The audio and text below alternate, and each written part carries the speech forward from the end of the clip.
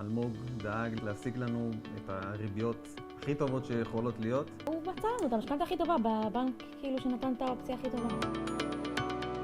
אנחנו זכינו במחיר למשתכן אחרי כמה שנים שנרשמנו. הרמתי טלפון לאלמוג, והוא בעצם בכל השיחה הזאת אמר לי שאנחנו נמצא את הפתרון, איך להגיע למשכנתא הכי טובה שאפשר. באמת החלטנו שאנחנו הולכים לזה בכל הכוח, ידענו שאלמוג איתנו, ובאמת הוא גם ישר פתח לנו קבוצת וואטסאפ וזומים ופגישות ועניינים. הסביר לנו בפירוט על כל הבנקים שהוא הולך לפנות אליהם ועל הריביות ומה הממוצע בשוק ומה כדאי ומה פחות.